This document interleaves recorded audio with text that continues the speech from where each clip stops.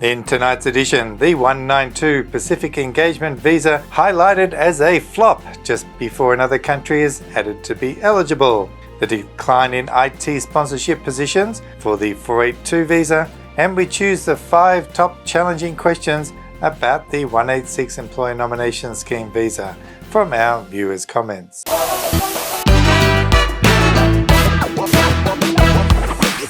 Hi, I'm Karl Konrad and welcome to the weekly edition of Australian Immigration News. This channel is proudly brought to you by Australian Immigration Law Services, the company I founded in Sydney over 26 years ago.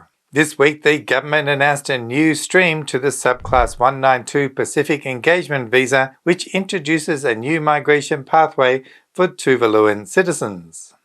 This pathway will provide an additional 282 places within the 192 visa framework in addition to the existing 3,000 places available.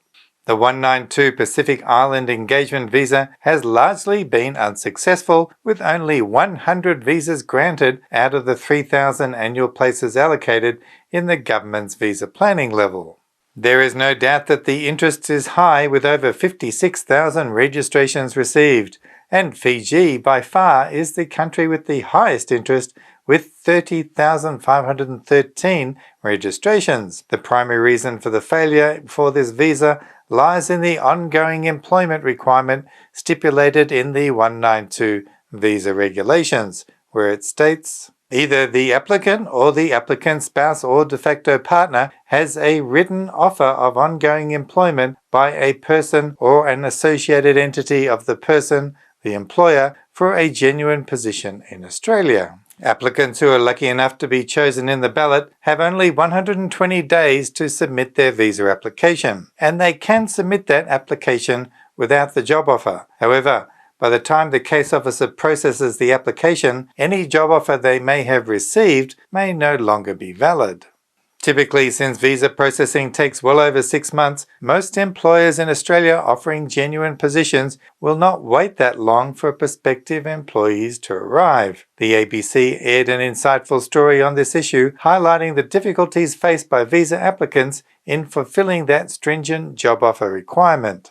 Here's a short snippet from the program, and I suggest all of you have a good listen to it with the link in the description. He decided to go all in, resigning from his employment in Papua New Guinea so he could travel to Australia to find a job. Eventually, Sean found employment, but now he's still waiting for his visa to be approved, forcing him to delay his move to Australia. If that time were to lapse again, I'm not sure if I'll still have a job or not. No employer is going to wait for you to 3 to 6 months. The story illustrates the stress associated with the visa application process and describes a support service funded by the Australian taxpayer costing about $9 million, which has done little to assist applicants in finding jobs. Wouldn't it be more beneficial to eliminate this cumbersome job offer requirement and save taxpayers that $9 million, thereby reducing the stress for visa applicants as well? In a recent Immigration Department publication, it shows the top 15 occupations that were granted for the old temporary skills shortage visa up until December 30th, 2024.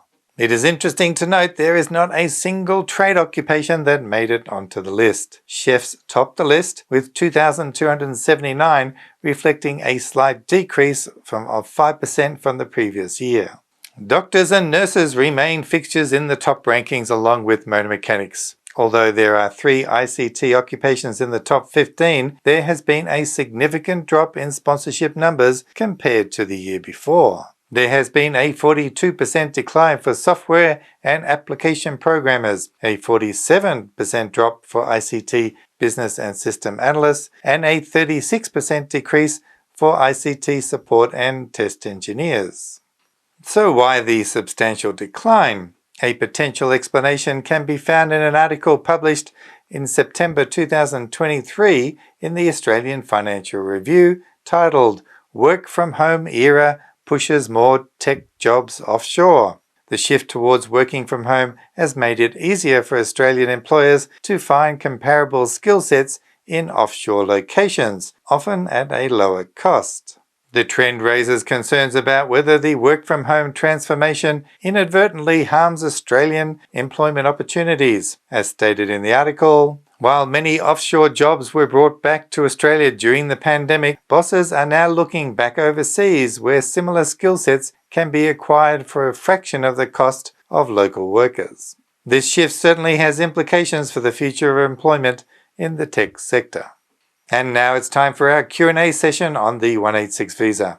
I've chosen the 5 most common and trickiest questions, and thank you all for sending in those on the comment line. Christian writes in and asks, if an applicant's spouse went over 45 years of age at the same time the applicant received the 2 years required of working experience, would that be a hindrance to applying for the 186 TRT? Thanks. Thanks for your support, Christian. The good news for you is that for the 186 visa and with most visas in general, there are no requirements for the partner when they're added to an application, including their possible age. Nazmul writes, hi Karl, my spouse is doing her diploma in ECT and working in a childcare centre for more than a year. Just wondering, will she be able to do the skill assessment and be eligible for 186 if her employer wants to do so? Nazmul, no skill assessment is required when applying for the 186 visa under the temporary residence transition stream.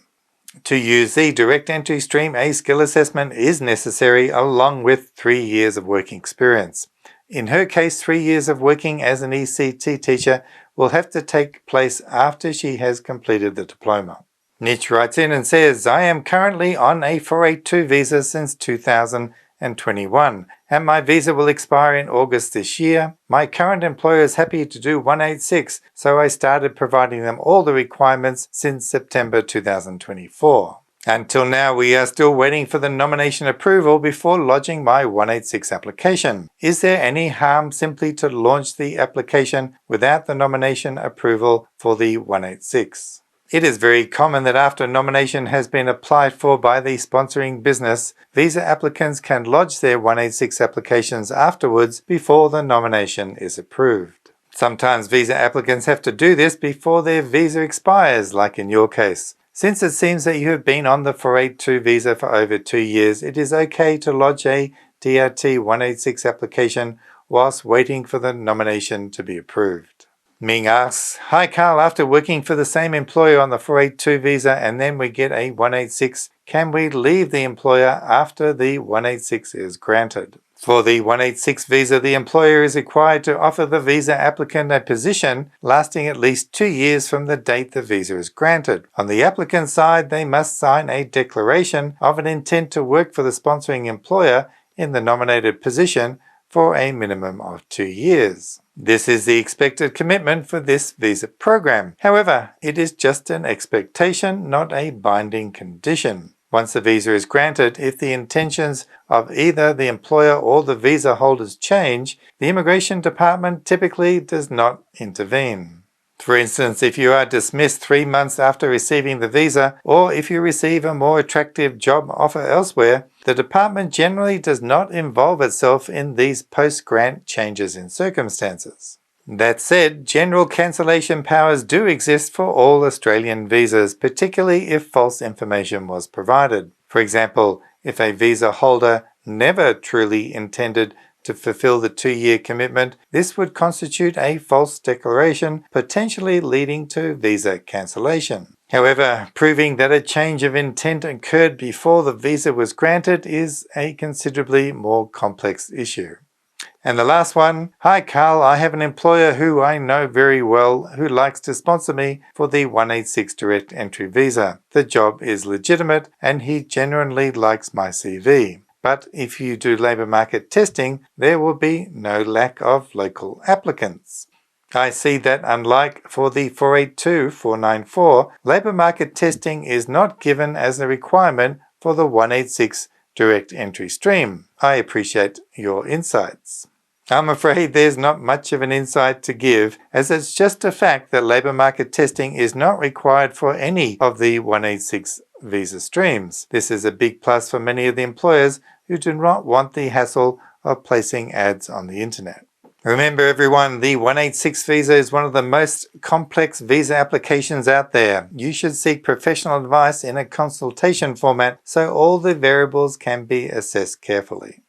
Well, that's all for another busy week here in the world of Australian immigration.